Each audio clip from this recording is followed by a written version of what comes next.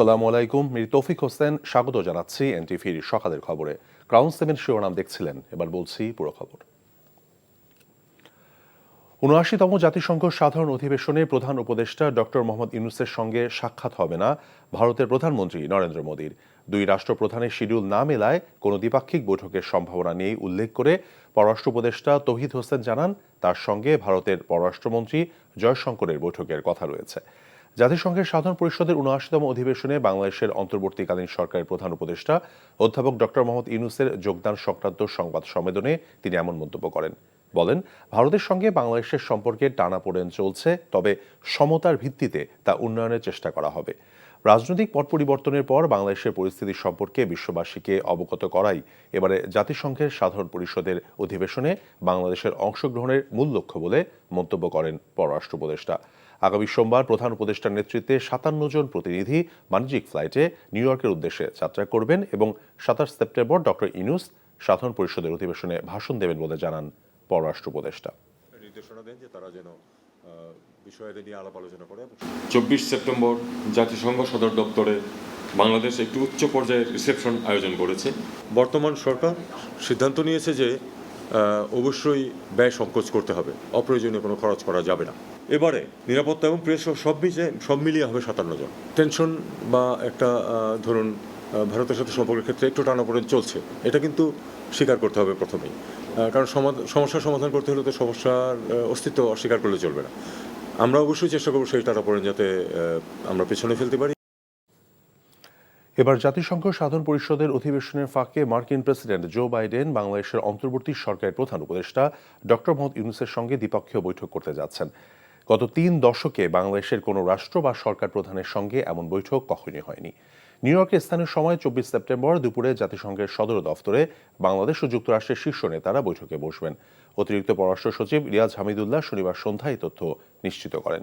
তিনি বলেন, গত বৃহস্পতিবার বিকেলে ওয়াশিংটনের পক্ষ থেকে জাতিসংঘ সাধারণ পরিষদের অধিবেশনের ফাঁকে ইউনূস বাইডেন বৈঠকের বিষয়টি চূড়ান্ত করা হয়েছে। এর পরিপ্রেক্ষিতে ২৪ সেপ্টেম্বরের পরিবর্তে ডক্টর ইউনূস ২৩ সেপ্টেম্বর নিউ ইয়র্কের উদ্দেশ্যে রওনা হবেন। জো বাইডেনের সঙ্গে বৈঠকের পাশাপাশি ইউরোপীয় কমিশনের প্রেসিডেন্ট উর্সুলা ভন ডার লিয়েনের সঙ্গে বৈঠক করবেন ডক্টর ইউনূস। এছাড়া বিশ্বব্যাংকের প্রেসিডেন্ট অজয় বাঙ্গা এবং আইএমএফ এর ব্যবস্থাপনা পরিচালক ক্রিস্টালিনা জর্জিয়েভা বাংলাদেশের অন্তর্বর্তী সরকারের প্রধান উপদেষ্টার সঙ্গে দেখা করবেন। তথ্য উপদেষ্টা নাহিদ ইসলাম বলেছেন, পাহাড়ে নানা ধরনের বৈষম্য রয়েছে, এখানে বসবাস করা জনগোষ্ঠীর নানা রকমের বঞ্চনাও রয়েছে। লড়াই করে সংগ্রাম করে যে নতুন বাংলাদেশ গড়ার স্বপ্ন দেখেছে ছাত্র জনতা, সেখানে কোনো বৈষম্য থাকবে না। শনিবার সন্ধ্যায় খাগড়াছড়ি দীঘিনালা বাস স্ট্যান্ড এলাকায় স্থানীয়দের সঙ্গে মত বিনিময়কালে তিনি এসব কথা বলেন। এছাড়া পাহাড়ে যারা ভেদাভেদ ও দূরত্ব তৈরি করে সুযোগ নিতে চায়, তাদের কোনোভাবেই সুযোগ দেওয়া হবে না বলে হুঁশিয়ার করেন তিনি। এর আগে দীঘিনালা লার্মা স্কয়ারে গত বৃহস্পতিবার সংঘর্ষে ক্ষতিগ্রস্ত এলাকা পরিদর্শন করেন নাহিদ ইসলাম। কথা বলেন স্থানীয় এবং ক্ষতিগ্রস্ত ব্যবসায়ীদের সঙ্গে।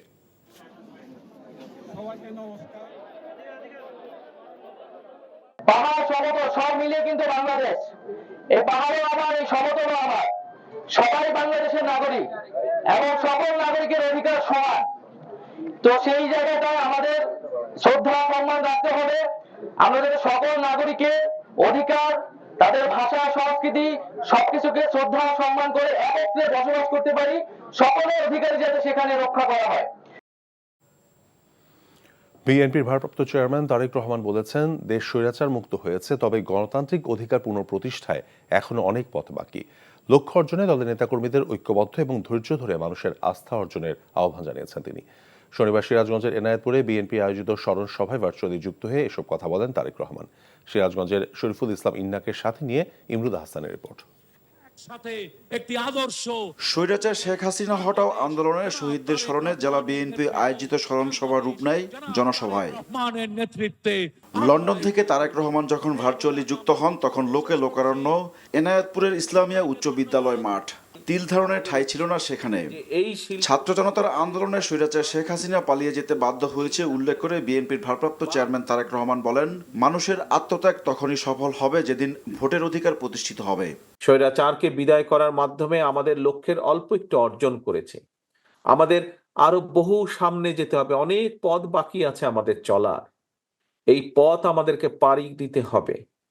এই পথ যদি আমরা সঠিকভাবে পাড়ি দিতে পারি, তাহলে আমরা বাংলাদেশের মানুষের যে গণতান্ত্রিক অধিকার যেটিকে খর্ব করা হয়েছিল, সেই অধিকারকে আমরা পুনঃপ্রতিষ্ঠিত করতে সক্ষম হব।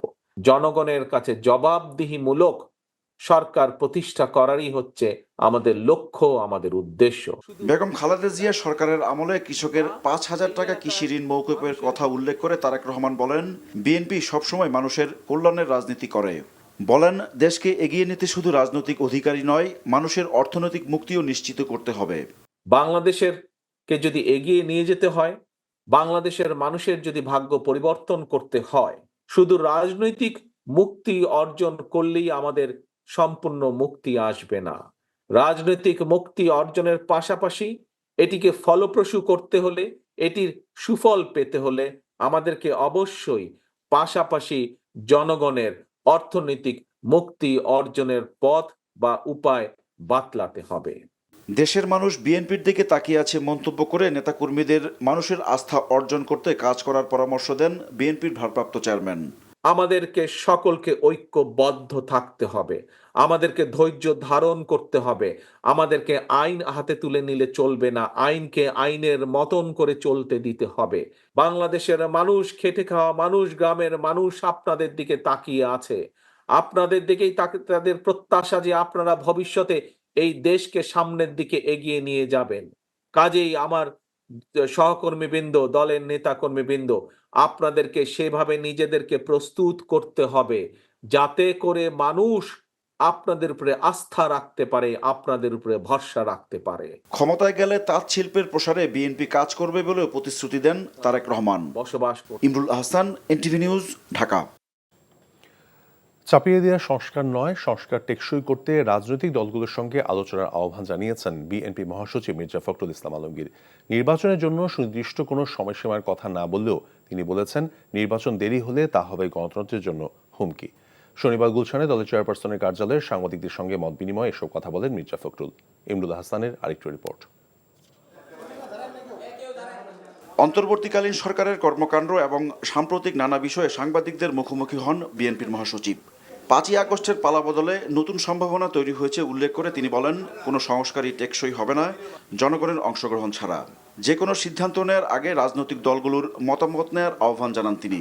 আমি এটা মনে করি যে আগে রাজনীতিবিদদের সঙ্গে কথা বলা, ওনাদের প্রস্তাব যে আগে ওরা সংস্কার তৈরি করবে, হ্যাঁ, প্রস্তাব নিয়ে তারপর তারা পলিটিক্যাল পার্টিগুলোর সঙ্গে কথা বলবে, তারপরে আবার করবে। That will take a long time. এটা একটা আছে। দুটো হচ্ছে যে আপনি প্রথমেই কিন্তু জনগণ থেকে বিচ্ছিন্ন হচ্ছেন। পিপলস পার্টিসিপেশন যেটা, সেটা যদি না থাকে কোনো সংস্কারই আপনার সাস্টেনেবল হবে না। তাদের যে আপনার বিভিন্ন রকম ধারণা আছে সেগুলোকে ইম্পোজ করার চেষ্টা করবেন। ইম্পোজ করে তো এখানে কেউ কিছু করা যাবে না। You must have talk with the political parties. আপনি স্টেক হোল্ডারদের কাছ থেকে কথা বলেন। নির্বাচন আয়োজনের জন্য অন্তর্বর্তীকালীন সরকারকে যৌক্তিক সময় দেবে বিএনপি, তবে সেটা কতদিনের তা খোলাসা করেননি তিনি। যত দেরি হবে তত দেশের ক্ষতি হবে, তত সমাজের ক্ষতি হবে, রাজনীতির ক্ষতি হবে। কারণ পলিটিক্যাল আপনার গভর্নেন্সের কোনো বিকল্প নাই, কোনো বিকল্প নেই। আমরা বরাবরইতে বিশ্বাস করি, আমরা মনে করি এবং এটা প্রমাণিত যে আপনার democracy is the best system of governance. অনির্দিষ্টকালের জন্য অন্তর্বর্তীকালীন সরকার ক্ষমতায় থাকলে জনগণ মেনে নেবে না বলে মন্তব্য করেন তিনি। সংবিধান পরিবর্তন কিংবা সংশোধন নিয়ে দলের অবস্থানও তুলে ধরেন মির্জা ফখরুল।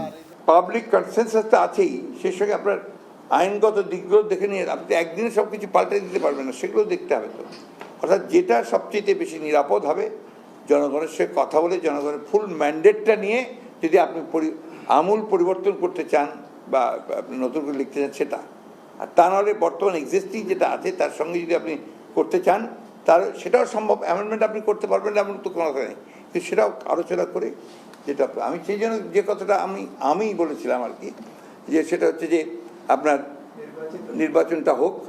আনসার বিদ্রোহ, পার্বত্য চট্টগ্রামের অস্থিরতা, বিশ্ববিদ্যালয়ে পিটিয়ে মানুষ হত্যা কোনো বিচ্ছিন্ন ঘটনা নয় বলে মনে করেন বিএনপির মহাসচিব।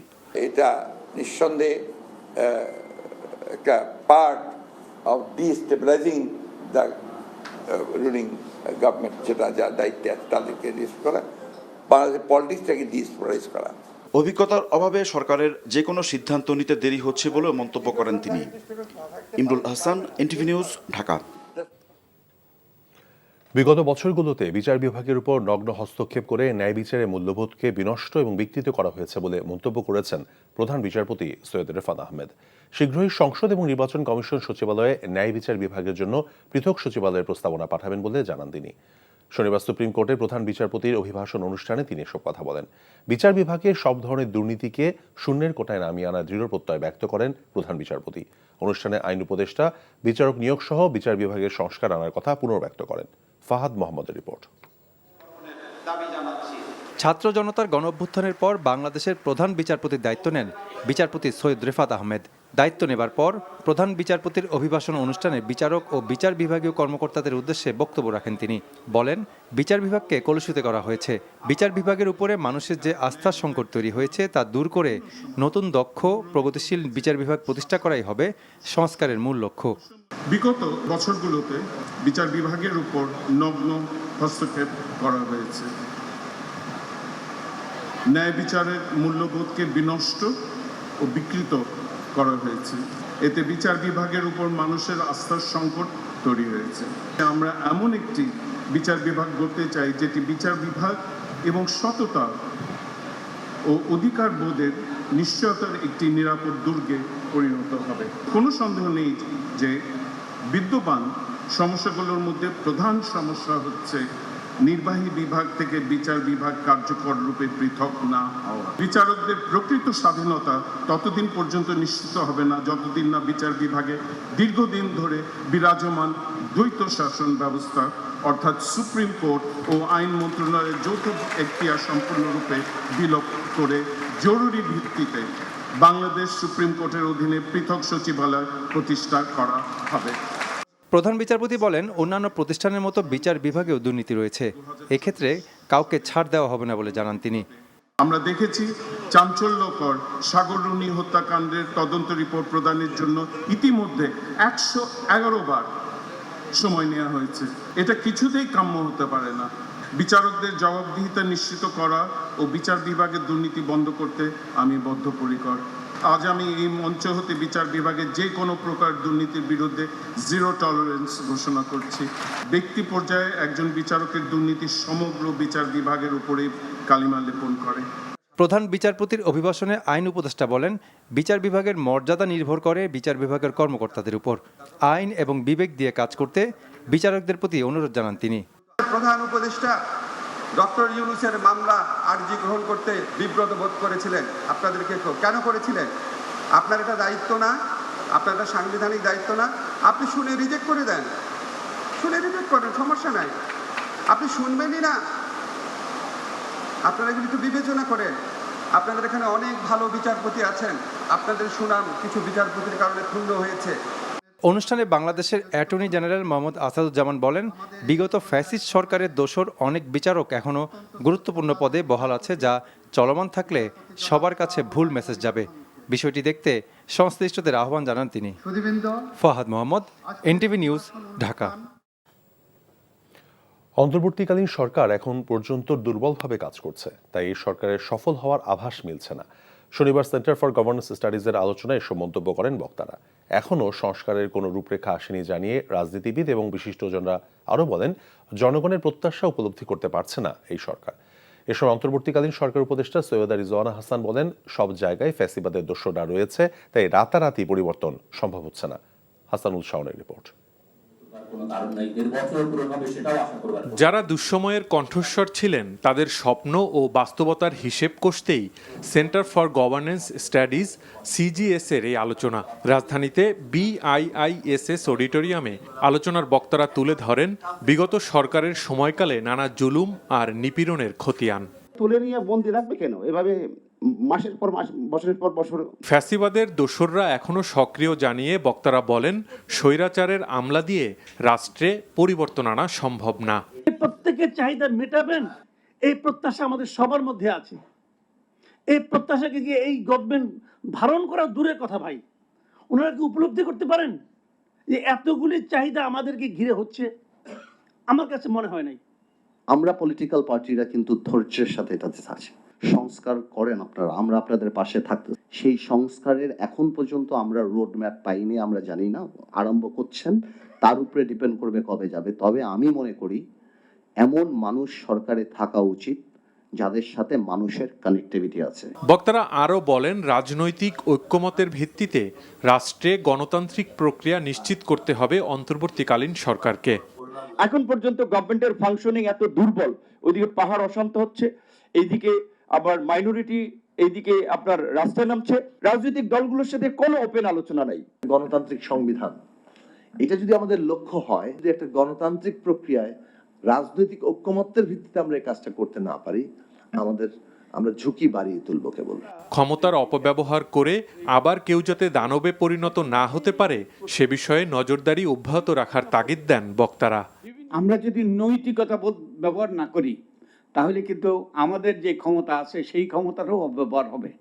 নৈতিকতা ব্যবহার করি যাতে আমরাও দানবে পরিণত না হই। এ সময় উপদেষ্টা রিজওয়ানা হাসান বলেন, রাজনৈতিক ঐক্যমত নিয়ে সংস্কারকে এগিয়ে নিতে হবে। যেমন ধরেন, আপনি পুলিশ প্রশাসন সম্পর্কে একটা বিস্তারিত সংস্কার করলেন, এটা বাস্তবায়ন করবে কারা?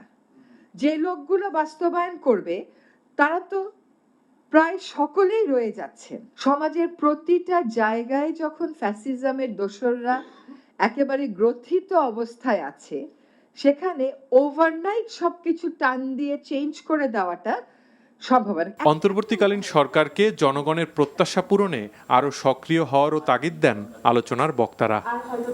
Hasanul Shaon, NTV news, Dhaka.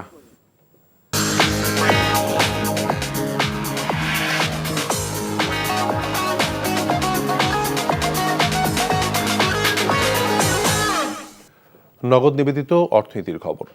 ভারত বাংলাদেশ সম্পর্ককে ইতিবাচক পর্যায়ে রাখতেই বাংলাদেশের সদিচ্ছা প্রকাশে অবস্থান পাল্টে ভারতে ইলিশ রফতানির অনুমোদন দিল ডক্টর মোহাম্মদ ইউনূসের নেতৃত্বাধীন অন্তর্বর্তী সরকার। ছাত্র জনতার গণঅভ্যুত্থানে স্বৈরাচার শেখ হাসিনার পতনের পর অন্তর্বর্তী সরকারের সঙ্গে উত্তেজনা তৈরি হয়। এবার পূজায় প্রতিবেশী দেশটিকে ইলিশ রফতানি বন্ধের ঘোষণা দিয়েছিলেন মৎস্য ও প্রাণী সম্পদ উপদেষ্টা ফরিদা আক্তার, কিন্তু 1.5 মাসের মাথায় সে অবস্থান থেকে সরে এসে দুর্গাপূজা উপলক্ষে 3000 টন ইলিশ রফতানির অনুমোদন দিল সরকার। এক বিবৃতিতে আগামী মঙ্গলবারের মধ্যে রফতানিকারকদের আবেদনের আহ্বান জানায় বাণিজ্য মন্ত্রণালয়।